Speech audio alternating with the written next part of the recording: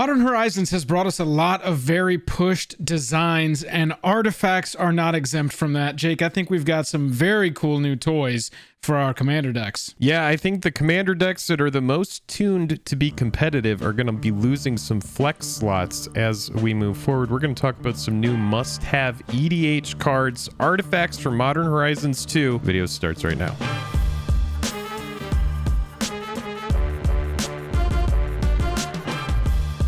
Special thanks to our Patreon supporters who power our channel. Check out our Patreon for monthly giveaways, exclusive content, and even a starring role in our fan fight series. Link in the description below. Shop at TCG Player using our link in the description below and directly help our channel.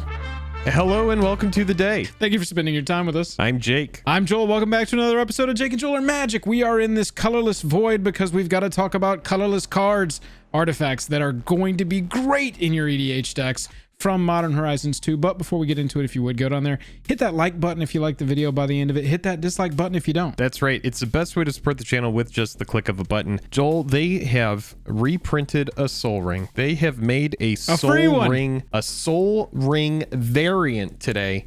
And you know that the most competitive players, they always complain about these new powerful cards coming out because it makes their decks less customizable, because now it's a best in slot card that you have to run. We're going to talk about that card. Oh man. And if you do like the video by the end, like we said, click like and subscribe, or head on over to Patreon, get involved on a deeper level. Let's talk about these cards. Jake, you hinted at it. Soul Talisman, 0 mana cost. It's an artifact. It's got suspend 3 for 1 mana, and you can tap it to add 2. So Jake, we've got a Soul Ring that's slow, right? I think people on the internet have been calling it Slow Ring. Sure. Yeah, it's a slow ring, but you have to think about this in as far as redundancy goes, right?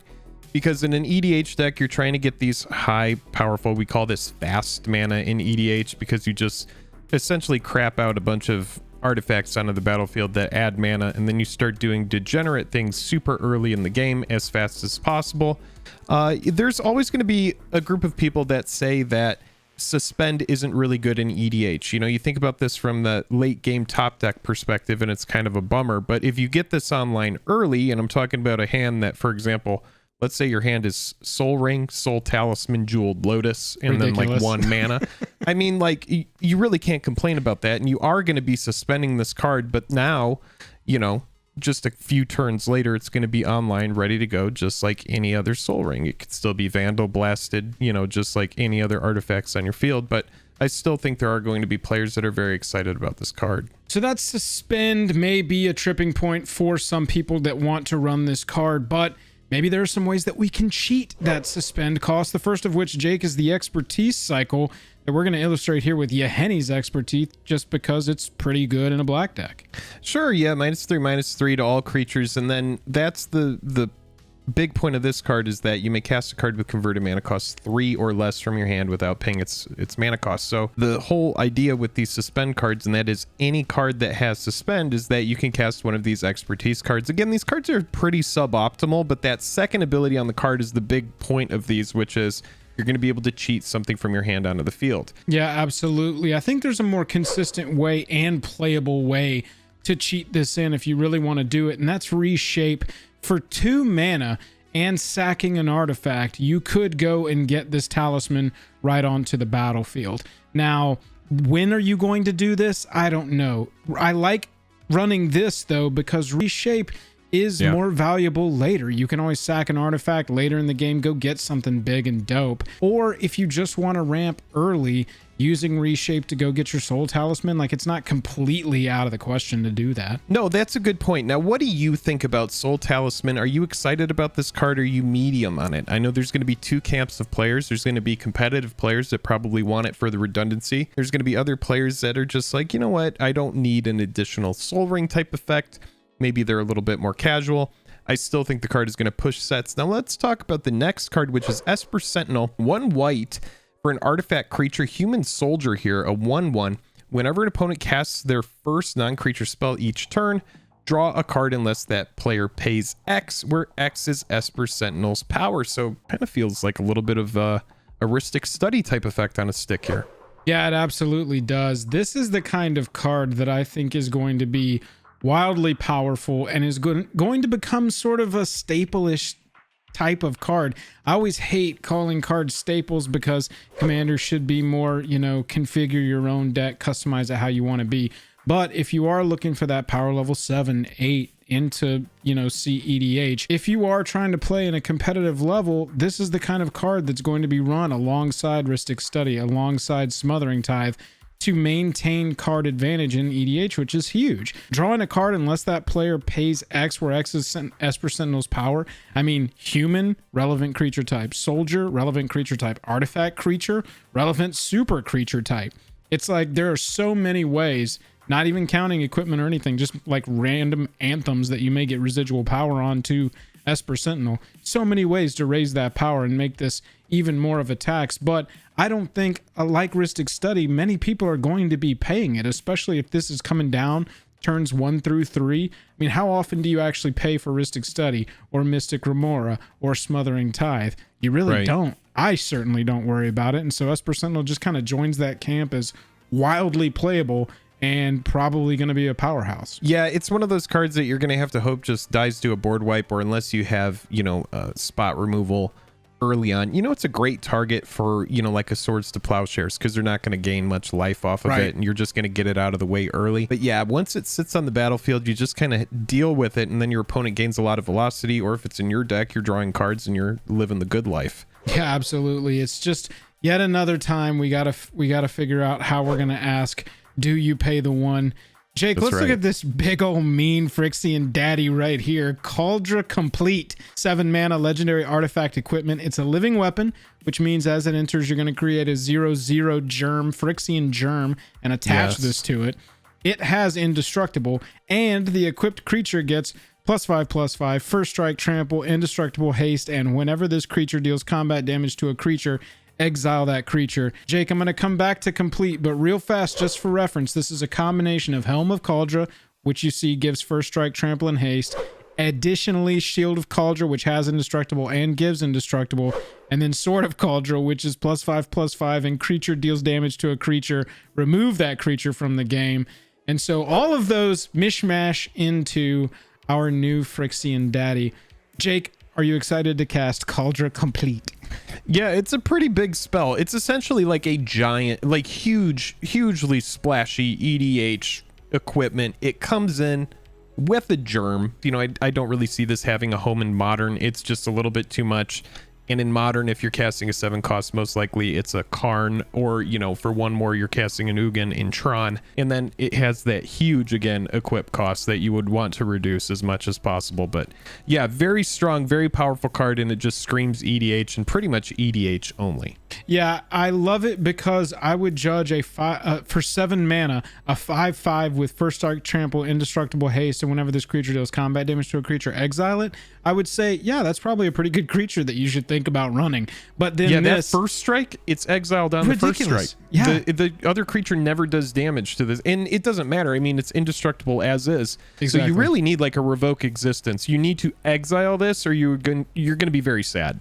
Right, exactly. So I look at it as this hyper powerful creature that then can stick around if you can figure out some way to exile the germ that it's attached to. Then it does stick around and can be re-equipped. In Commander, I immediately start thinking about Rograk, Son of Roga, as a first striking menace trampling partner that comes out cheap, and then obviously partner it with Ardenn. At the beginning of combat on your turn, you can attach any number of Rs and equipment you control to target permanent or player. Ooh, that's it. Right, exactly. So it's just like you were getting at, is we need to figure out some way, honestly, to just cheat the equip cost, because the 7 mana cast is doable. You get a dope 5/5 indestructible creature that exiles creatures that even touch it. And then if they do figure out how to exile the germ token, we want to re-equip it for cheap. So that would really allow you to do that. Honestly, anything like Stoneforge Mystic that's going to allow you to cheat this. Pay 2, put the equipment from your hand onto the battlefield. Having that 2 mana ability on here to be able to put this equipment right onto the battlefield, it creates the living weapon and it's automatically ready to go. That's huge, and there's a lot of different ways to do this. That's right. And there are going to be players that are going to want to run this Stoneforge combo here. This does look like a really good way if you're going to try to cheat it into Modern, but just expect people to be running removal and to be trying to turn that combo off ASAP with that Stoneforge Mystic. Absolutely. Other commanders that I would run this in, Wyleth, I still just think, Jake, that this is the best equipment commander. Having a card draw trigger on aura and equipment attaches to the commander then when it attacks. You know, I think if you want to get into some Knight shenanigans, here's another way. Equipment you control, have equip Knight 0. We got into this, Jake, and this is actually some constructed playability here, possibly, but another good way to cheat it in Commander. Metalcraft, equipment you control, have equipped 0 as long as you control 3 or more artifacts. Yeah, that's that reduced cost that we were talking about earlier. Pure Steel Paladin's perfect example of this. And again, you know, anything, you know, that's gonna, right, like the Brass Squire here, attach target equipment you control to target creature you control. When you have a huge equip cost like that, these are the kind of cards that you might want to run alongside it. Obviously, these cards like Brass Squire lose a bit of potency in EDH, but there are going to be players that are really interested in, you know, probably getting the most out of this big new Kaldra Compleat. I don't know how to say it. Yeah, it's a interesting way of spelling complete. But Jake, the question is here with Kaldra Compleat. Technically, according to the rules, this can't be your commander because it's not a creature. However, it does create a creature on the entrance. And I've seen a lot of whispers and discussions on the internet that people are going to want to rule 0 this as a legal commander, and then maybe even have it be a mono black sort of artifacts equipments build. I think that could be a really fun deck. Yeah, maybe so. It sounds absolutely degenerate. Is that possible? Yeah, I mean, rule 0, you can do anything you want with your commander group, right? So everybody just agree on it in advance, and maybe you've got Kaldra Compleat as your new ridiculous commander. Jake, we've got 2 other artifacts we want to talk about, the first of which is Nettlecyst, and Jake, this should be hitting you right in the SRAM bone. Yeah, that's right. This is essentially, you know, just anything that's like all that glitters. I know that's a card that we're going to kind of compare this to, but yeah, +1/+1 for each artifact and or enchantment you control. So it's just redundancy on that. This card's really going to thrive in Enchantress builds if you're looking to get something really big going, and then also SRAM Senior Edificer. Whenever you cast an aura, equipment, or vehicle spell, draw a card. So yeah, it's really going to thrive in these kind of formats. Again, it's just a very nice, powerful, cheaply costed and cheap to equip artifact that's going to just get you extra value on all of those artifacts and enchantments that are just sitting on the battlefield. Yeah, it's like you said, I think Enchantress builds in addition to SRAM are going to be great. Kestia, I think, is probably number 1 Enchantress commander in my mind, just because it gives access to a 3rd color. We do have a new commander in Modern Horizons 2 that'll be good for Enchantress commander possibly, but just depends on how many colors you want access to. The last artifact we want to talk about is our new sword in the sword cycle, Sword of Hearth and Home. 3 mana for an equipment. Equipped creature gets +2/+2 and has pro green and pro white. Whenever equipped creature deals combat damage to a player, exile up to 1 target creature you own, then search your library for a basic land card, put both cards onto the battlefield under your control, then shuffle, untapped by the way, and it's got an equip of 2. So Jake, this ramps and it blinks an ETB creature. Where does this fall for you in the pecking order of the sword cycle for a commander application? Wow, what a very specific and pointed question. That +2/+2 is always going to be the kind of thing that is going to be really nice on a creature, no matter what. That pro white and pro green is going to be a big deal in Commander, because the white removal, the path to exiles, the swords to plowshares, these kind of cards that are typically going to, you know, remove, and we're talking like best in slot removal here. Right. You know, Sword of Hearth and Home is going to get them around that. Now, yes, this sword here, I would put it toward the top. Any type of ramping that you want to get done, this card's going to be attractive, and it isn't specific to green and white. You can put it in pretty much anything that's going to want swords. That's what I like about it, is that it provides ramp to decks that may not have access to that. Yes. I've had a lot of discussions with people about this card. Maybe the floor of this card just being Sword of the Animist. Sword of the Animist is whenever the equipped creature attacks, you get to search him for the basic land, but it comes onto the battlefield tapped. whereas Hearth and Home is when it deals combat damage and it comes onto the battlefield untapped. So little bit of differences there, depends on exactly what you're going for. But you know, the floor of a card being a fantastic EDH equipment like Sword of the Animist is pretty dope. Past that, yeah, I mean, we talk about how are we going to rank Sword of Hearth and Home against the other swords. Obviously, I would think that most people would say, Jake, Feast and Famine is the #1 sword, bar none, right? Not really much discussion. Yeah, you know, it's really tough, but that untap all lands is huge. The discard a card, that's good. It's situational. I think there's an argument that Hearth and Home has some better applications than this sword in certain situations. If you think about it, you know, that ramp and that exile or that blink is going to be very, very strong. But yeah, Sword of Fire and Ice, you know, this is one of like the big heavy hitters as well. And this card represents damage to any target and velocity. Right. So, you know, like, I would say that Feast and Famine, Fire and Ice are kind of right up there, almost like, you know, best in slot swords, you know, perfect, but different in different ways. Perfect specimens, but also different.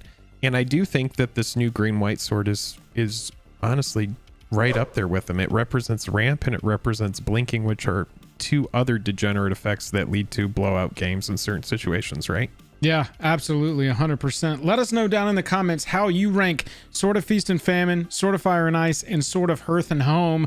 I love having this discussion when these new cards are printed into these cycles. That's right. This is really exciting that we got this new sword in Modern Horizons 2. That means that red, green, and blue, black are the only swords that are left. What do you think those swords are going to be? We would love to see that in the comments as well. We've got some crazy artifacts that have come out so far in Modern Horizons 2. It's looking a lot like a Commander set, though, Joel, don't you think? Yeah, absolutely. Commander Horizons is what I've been calling this set for sure. We hope to see you back again.